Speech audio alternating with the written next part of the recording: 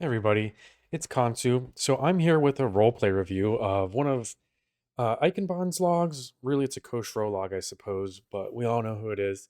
I got tagged in by Riz on this one. So I guess I want to start off by saying, like, we're not going to only review some of Ike's logs, but we are going to get to some other logs too. But um, not only are these excellent logs, but they're very lengthy roleplay logs. So Riz and I kind of stepped in to try to help out with some of the roleplay council work just to get these done. Because it can be a little daunting sometimes too. And not only are most of these pretty long themselves, but they're all, well, at least the two that are up so far are four parters.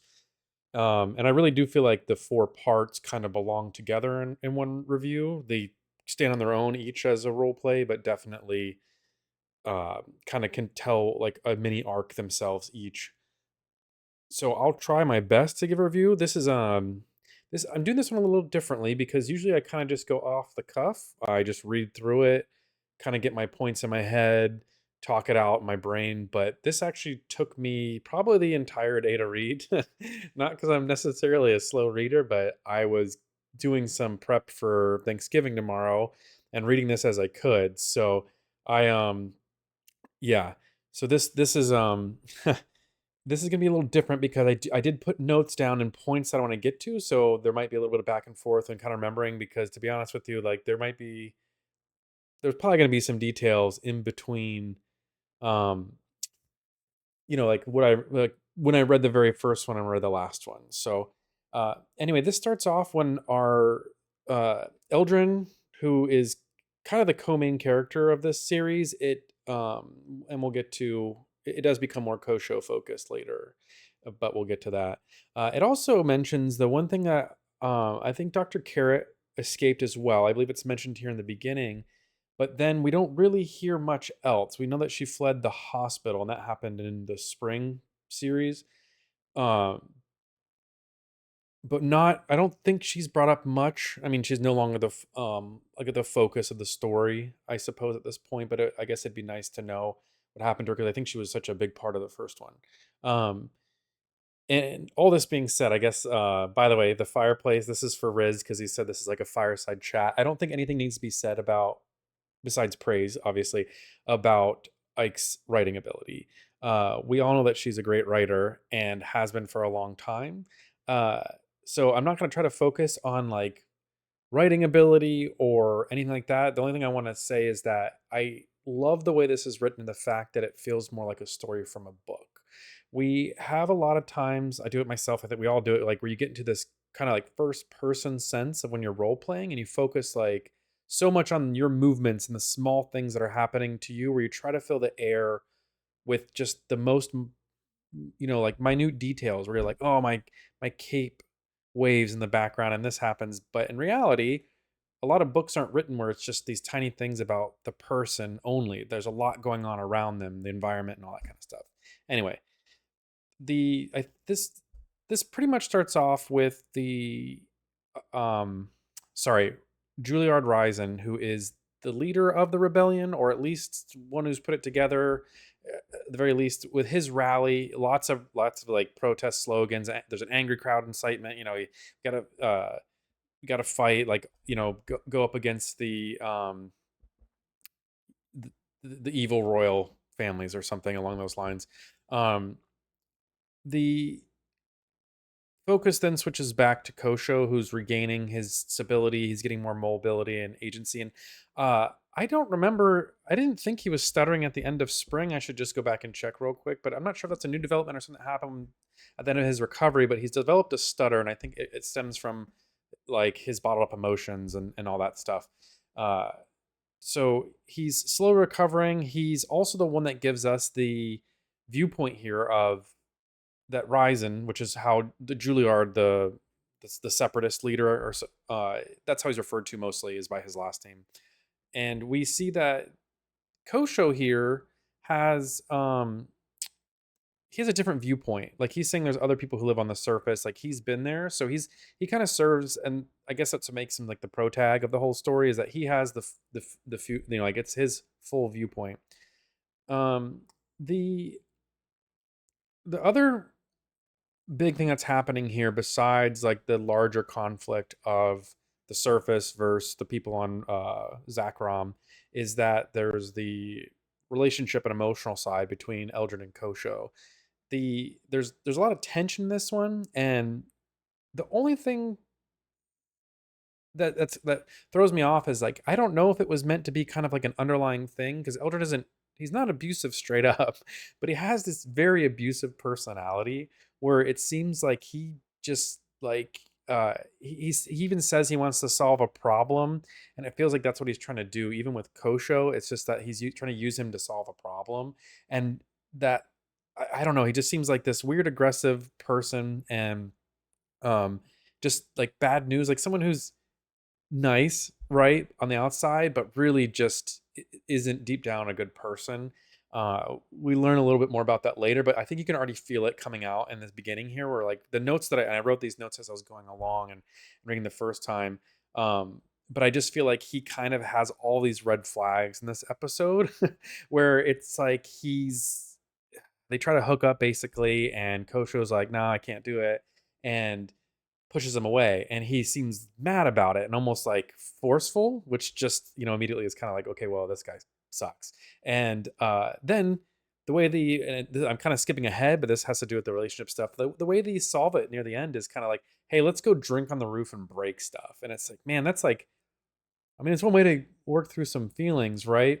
um but uh like it just seems like he has no great ways to deal with emotion, or I mean, maybe that's the whole thing here with Eldrin. The one thing I'd like to note out about that's kind of fun is there's Ginyu IPA, which I can't remember. I think Riz maybe put together a Ginyu Force type, but I don't know if it actually ever had a real Ginyu on screen. Anyway, uh, if I would be buying the beer, it'd probably be my main beer if I lived in this world, just on name alone. Let's see. So I think the only other thing we really see in here, yeah, the other notes I have here is Ryzen was very manipulative. Uh, we see, I guess, I think, is this the one where Ryzen? See, sorry, it's been a while. Reading through this took a while, but I believe Ryzen talks about, yeah, how he treated Kosho, and he's kind of like, you still act like a police officer, like you're the 5-0. This is, he was in jail, Kosho was. This is why he feels this way. He's pushing away, which I don't really think is the reason why he's pushing away. I mean, maybe it is. Like, of course, this is one of those times where you're wondering if you're seeing inside the writer's mind or the character's mind. Uh, and you never really know, I guess, like where the interpretation is there. I believe, yeah, and then Kosho did leave before they went up to the roof and all that stuff, and he's like, you're a jerk. I'm a good person kind of thing, like because Eldrin gets mean.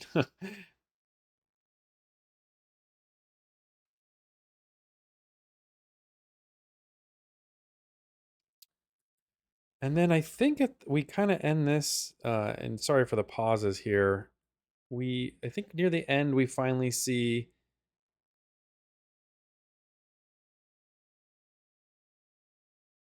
yeah, I guess it's kind of foreshadowing that something next is gonna happen, that we're gonna like Eldrin's gonna have to go do something. Uh and that's kind of like the cliffhanger for this one, and leads right into the second one. So Summer 2, the this starts out with them, they have a meeting with Eldrin. Kosho's there for a moment, who they call Lost Boy, Lost Saiyan, etc. And Ryzen, some other people there. I believe they're at a club with some separatist sympathizers, and they're planning a raid on it's either, I think it says Palace Estates at one point, but I believe it's a laboratory. Um, I wrote down estates. Let me just check. Yeah, but I believe they call it a laboratory later. So I'm sorry, I have my own conflicting notes here to look at. Kosho looks a little uncomfortable here. Like he definitely doesn't want to be. I think he believes that these people want to stand up for themselves and all that. And there's like this kind of emotion he's dealing with there. But he definitely, I don't think, wants to be part of this kind of attack on the people that he knows on the surface, and all that he's seen there. And it does set up a little tension, like we even see with oh, I forgot to mention the first one. We learn that Eldrin and um Ryzen had a past, that they used to hook up in school, basically, when they were in the academy, or the Royal Academy, or like cop school or whatever. So they kind of there's kind of a little bit of tension here, because it mentions that Ryzen puts his arm near around Eldrin, and then then stops and is kind of like whatever. And then we also see another bit of Eldrin's personality here, because he he like he waits to smoke until Kosho goes away, and I don't think he's, and then he smoked also, and they call it Namekian bluegrass, which we all know what that is. But he smokes a little bit of it only when Kosho leaves, and I think it even mentions specifically, like, oh, he waited till Kosho was out of the way. And that I think that kind of shows another thing of, like, where Eldrin has this weird thing where he's kind of hiding his own personality, and like, again, just feels like another red flag to me for a person who just isn't good in relationships, or just maybe isn't a good person in general. Maybe it doesn't have to do with the relationship part. Maybe it's just the whole thing. Uh, I don't think we ever get. I don't think we ever know if he actually. I don't think he ever smokes in front of it. I don't think we didn't get, and I don't think they ever find out about each other. Like, there's, I think, one more mention of it later where he just says, like, I know something, like I can feel something happen, but I don't know what it is. So anyway, this is where the focus really shifts to Koshiro. So he decides to go to a royal archive to research his heritage, instead of staying with the revolutionaries, and like they're getting ready to ship off. And this is probably this might be my favorite part. Second favorite part of this group of four role plays here, just because it really focused on Koshiro, and I would say, like, this is the one of two big pivotal moments that I feel like changed Koshiro and led to development, like, what we'd call like red role play points, I suppose. Uh, Anyway, we see him struggle. Like, Koshiro still can't walk well. He's still in a wheelchair, but he can walk. So he drags it along. He spends hours going across the city, which it's probably a far away, because I would imagine he could wheel himself pretty quickly. He's just tired, and this is all hard for him still, right?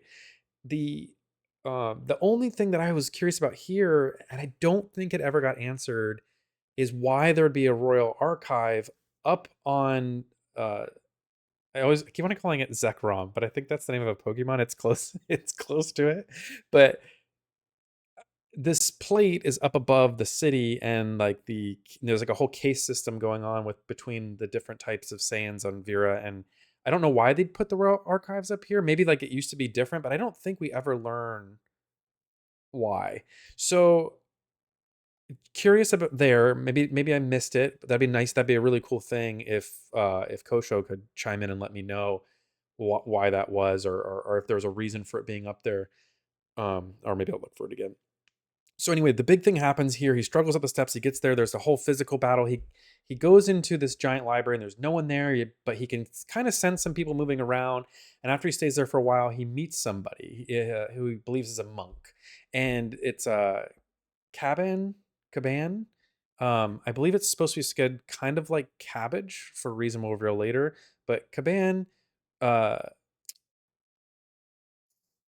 kind of is like, "Why are you here? What are you looking for?" And I believe he says he just wanted to learn about his lineage. I haven't been scrolling through here.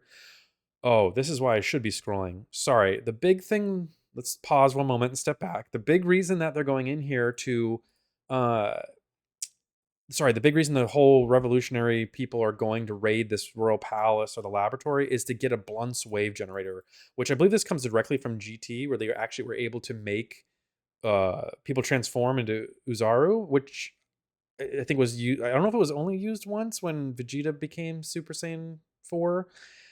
But anyway, that's like, it's kind of a cool nod back. Or if I'm wrong and we made up Blunt's waves, it's been mentioned before, I'm sure. Uh, but anyway, their idea is like, hey, we can't. Most of these people, I think, can't. Well, I think none of them become Super Saiyans. That's the whole thing. You can't live down on the surface unless you have lineage. But if they can make all the people Uzarus, then hey, we have a fighting chance here. So sorry, that was actually a big point of why they were doing it. So let's jump back ahead. He goes in there. I believe he sees the monk. Of course, they have a moment where they stare at each other and they're like, "Oh, you're so pretty," and it's kind of awkward. They both blush. It's one of those moments, where you see some pretty girl or pretty boy in the hallway, and so kind of is like, "Hey, I can help you. Why are you here?" And immediately, Kosho is, "Hey, I'm looking up my last name. I want to see what my lineage is."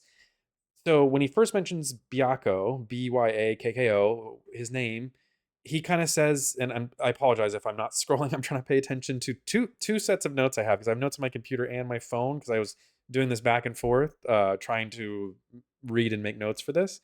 Anyway, he's like, I really don't recognize that name, but let's go and look and to see if we can find anything in like this grand, archive, this library, basically. So they go back and the don't find anything at first. Like there's a blank tree, uh, and he's like, let's look up Byakuya, which is they say is the traditional spelling of the old name, right? So Kosho at this moment really has kind of an emotional catharsis, like identity reconciliation moment. He sees the portrait of his mother from generations back. Well, I guess one generation back in his, but anyway, he sees like the family tree and he has like this deep moment of grief, anger, longing, like a lot of emotion, breaks down basically. Even Caban just walks away for a moment and just says, he only comes back whenever the sobbing has calmed down to a to nothing, right? Just small sobs. Uh, and this is why I say this is like the second biggest turning point. We'll get to the other one later. I don't want to reveal what it is. This is where Kosho goes from being an outsider, the lost Saiyan, to being a Virian, right? Or a half Virian, if we want to get specific to, he's a half Saiyan. So he has roots in Saiyan history. And when Caban comes back, he gives him a handkerchief and it has the royal seal on it, and it's like this red piece that he's like, and he's also wearing the same kind of like style robes, this like red robe. And Cabana offers him kind of a new home and talks about his heritage and says like, oh, even with this, you could request to have an audience with the royal family. Like that's within your right now because you're part of the royals. And this again, this is such a big turning point because this kind of redefines the whole moment of like, is Kosho gonna be kind of in the background? And uh I feel like it even focuses there's a whole shift of this being more about Eldrin to being more about Kosho because he has his own kind of agency to go do something now without Eldrin. He doesn't need Eldrin's help anymore at this very moment. It's even such a big moment that it fixes Kosho's voice. Kosho is able to speak normally without stuttering now. It's just like this, and it even mentions how Dr. Carrot, I think, said, "Hey, you can't let your emotions bottle up," and he let it all go. And like that's it's almost like it's a transformation, right? Um, and it's kind of like he has this new love and hope, and and sorry, a lot happens in like this big moment, I would say. And the reason why I say it breaks him apart from Eldrin too is that you kind of wondered before this if Kosher was just going to stay in the background where he didn't want to be part of the rebellion and was going to fight against Eldrin the whole time and say like, you shouldn't be doing this, and then find some secret way to sneak into like the Viren palace and or Virian palace and do something. And um anyway, yeah, no, I feel like this moment really defines like what Kosho's next steps could be. And then it ends, I believe we do end here. Yeah, we see he comes back to the apartment that they're hiding out in, basically. And the raid's coming back. He hears the jets come in, and uh he discovers that Eldrin was wounded. Another ally that went with them, Squasha, who I didn't mention earlier, but she tried to give Kosho a compliment about his tattoos when he was leaving the bar at the beginning, or the club or whatever it was called. And Kosho was just kind of like, yeah, you don't want to know about these. Like, you don't want to know, you don't want to go to the same place I went to get these tattoos. And not 100% sure on the reference, but I think it has to go with like the whole Yakuza thing, like that he was involved with. So like he didn't just go to a really cool tattoo shop that got like these the coolest tattoos ever. But Squasha's dying, like has a catastrophic injury.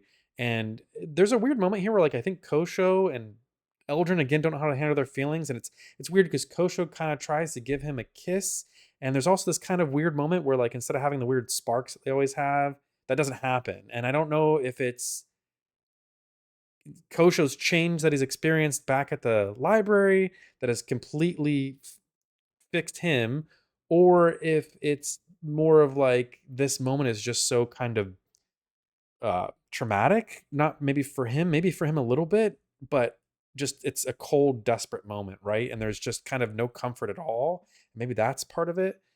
Even uh what's his face, Raison even gets mad that he's like, what do you like, why are you sitting here, why do you care about you know, Eldrin, your boyfriend, basically, when we have someone here dying. And it's kind of just like this moment where um, you see here where he asks him just to leave. He's like, Kosho, like you should go. And there's another moment too here where like I said before, where he goes from being the lost Saiyan to the found Saiyan, the Virion, when he just straight up tell him like, hey, I'm not lost anymore, okay? And says, please go soon, or please just go. I'll find you soon and explain. And oh, the other thing too here is, and it's in bright red, he hands the handkerchief that he uses to staunch a wound on Eldrin's arm or something, is the one that he got from uh, the prince at the archives, which I don't know if I revealed that moment either. When who we thought was a monk, Kaban, I might have said Prince Kaban already, but he gets into a ship and flies away, and and Kosho asks one of the other power guards that's at the entrance, like, hey, who the heck was that? And he's like, oh, that's the prince of the house of Ryakuro. Sorry, I have lost all track of Rio Durian. Riodoran? See, tricky names, okay? I don't think anyone's pronounced these before.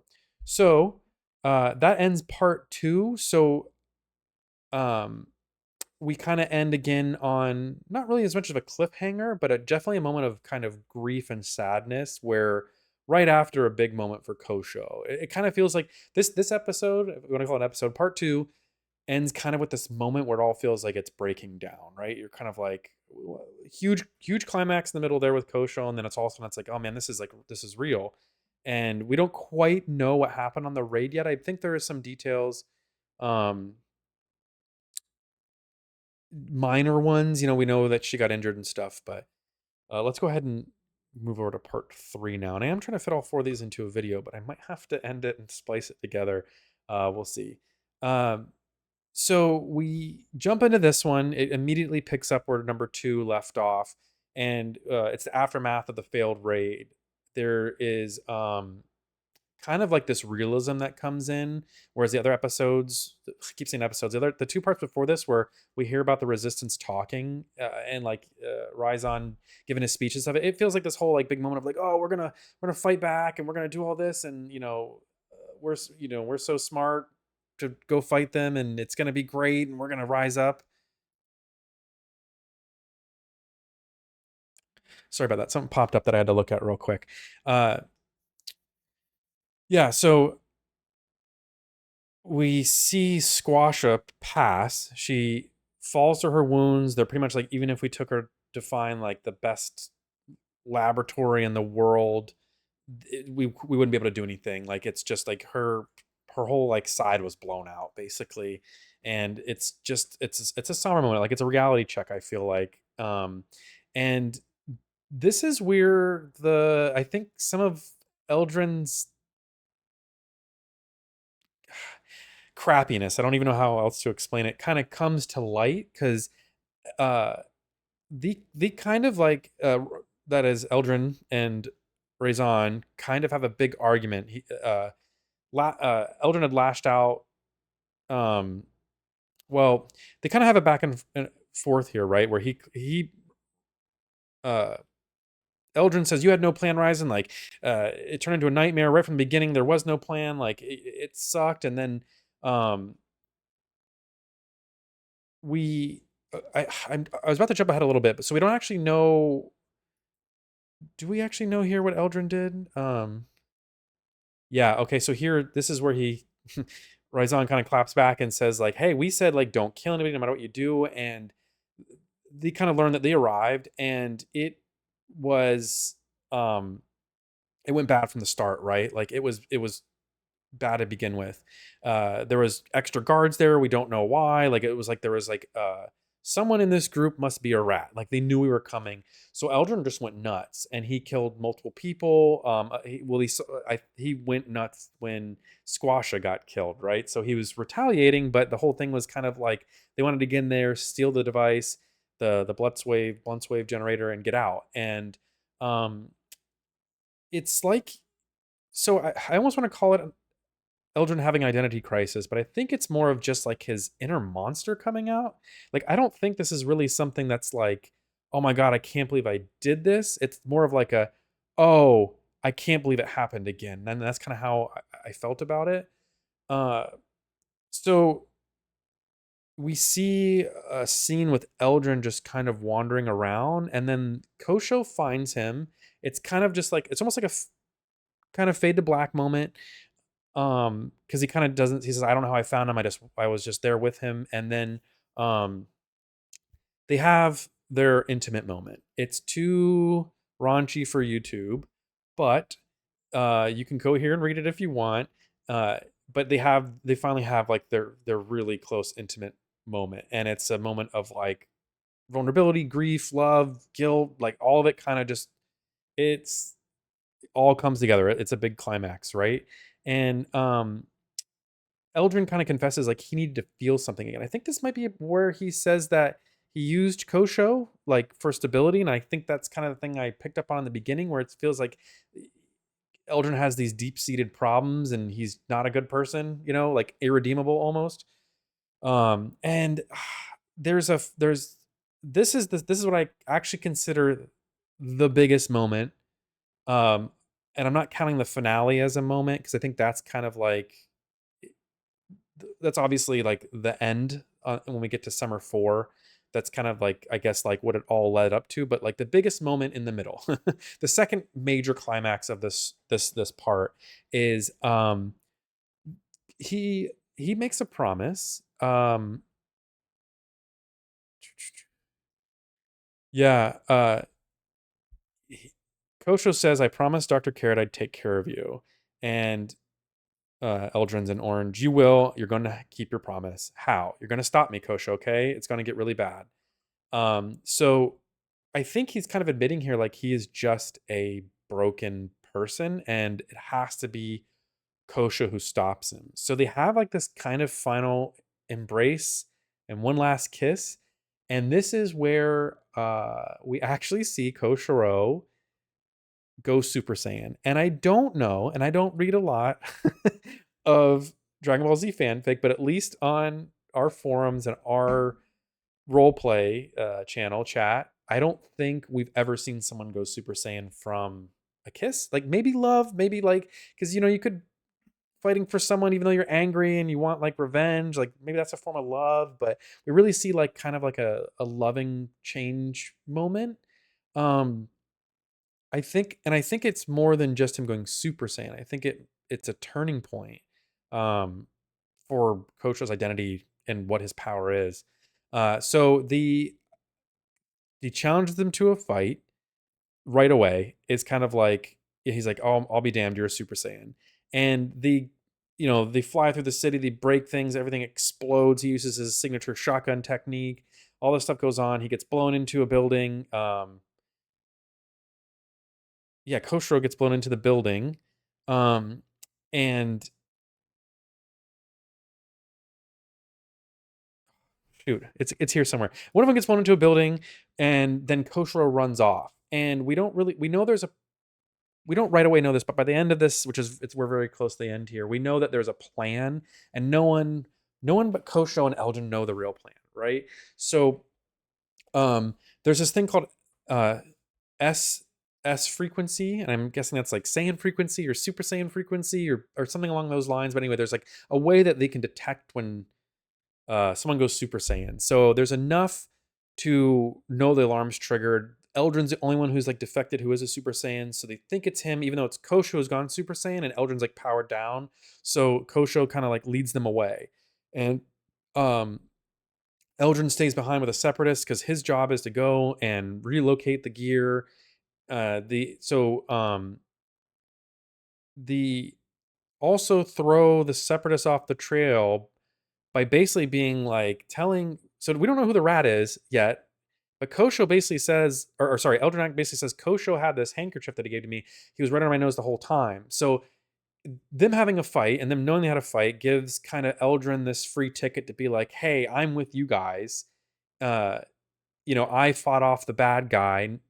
They no longer think that he's the spy, that he could be the rat. They think it's Kosho. So he gets away. So the authorities apprehend him.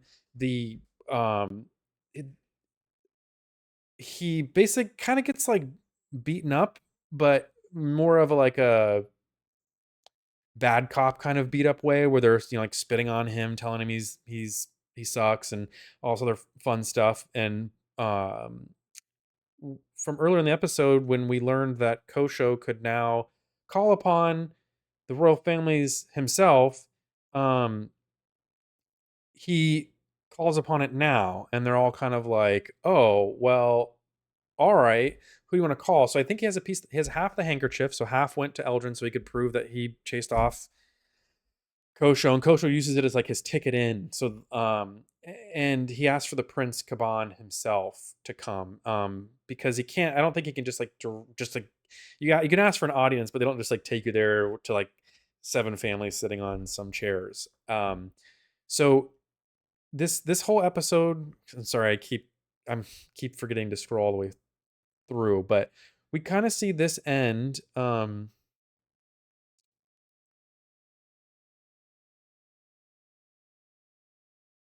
With him, like talking, like starting the bold claim about his heritage. He's no longer this rebel or an outsider. He's kind of like he's announced himself as a Virian, and like it kind of has this undertone of him acting like at this point, it kind of has this undertone of him almost acting like a double agent that he's going to work both sides, or like I want to say a spy because we don't quite get that instance here, but because the whole time we've known, even from the beginning, where Kosho heard the separatists saying, "Hey, like I don't, they don't know what's going on." So we move on to part 4. So this is officially where I don't know.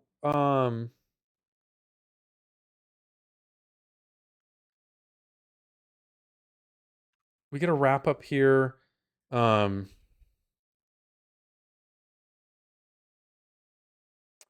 oh yeah, so they have the weapons from and they distribute them on the plate, the Zakron plate, and the lottery for the Exodus, which is when every so many weeks or months they send people away to uh, Agnello, which is basically the Icerian home planet. The so that's kind of drawing near. They close off the colony plate. The royalty does. They're cutting utilities. They're placing bounties on rebels. I believe this is all in the beginning here. But it really moves. Yeah, they're trying to recruit soldiers, but it really moves on to Kosho quite quickly. That he is inside the Rio Durian house, and he's trying to make buddies with everybody. He's becoming a diplomat, and this is where like that moment of him becoming a Super Saiyan, like where it was like this weird not weird, but in a sense it was weird because most Super Saiyans don't come about, at least on our channel, through kisses and love. But it also showed him change. Like instead of him becoming this huge destructive force, minus the fight with Eldrin, he's immediately become a diplomat. He's moved into like this whole new role where he's like, I've gotten this new power and I'm going to use it for something else besides being a rampaging giant Uzaru, right? Um, so it's a real contrast between him being a street warrior and now he's moved into the royal court.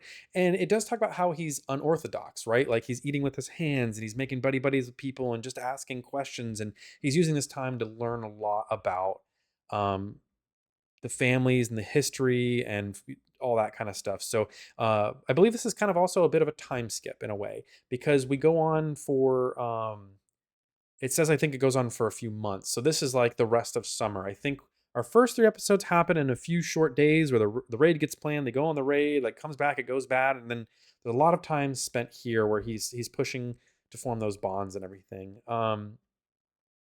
There's another moment where Kosho, it was mentioned before. I think I glossed over it, but we find out that Prince Caban is transgender. So was I don't even know if I wrote it down here, but had a name like Cabbage somewhere here, but it's on the painting that we're about to talk about. Yeah, Cabbagine. I'm assuming that's supposed to be pronounced like cabbage just because of all the vegetable jokes that we have, right, about Saiyans. This is a so he's like, Kosho's like, I have to ask you a question. Like, why do you leave that here? Um, and I don't know. It's always been here. It's a fancy painting. So we see Kosho commit another crime here where he defaces a priceless piece of art. And I'm just kidding. He, but he changes it. He goes up there and he scratches off the princess and changes it. And, you know, Caban had said that it didn't bug him. He just was like, "Well, I never changed it, right?" So, I think we move on and we learn like Kosho has he's built these relationships through kindness, curiosity, genuine care. And I guess there's people start to come to visit him even, like other houses, and he's kind of like this uh goes through this out like this arc, I guess, of being like an outsider, court figure, and then potentially this person who's going to talk to all the courts. Uh, so even though I guess he can request the audience, maybe it takes a long time. So he gets that audience granted. I guess having royal blood, you're only allowed to request one, right? It didn't actually say you can just get one straight up. So he gets it. Um, he gets it granted, which is kind of unprecedented during a crisis. And it even mentions like it's even more striking that they let him choose a location because it sounds like normally he'd have to go to the big palace or whatever and meet them.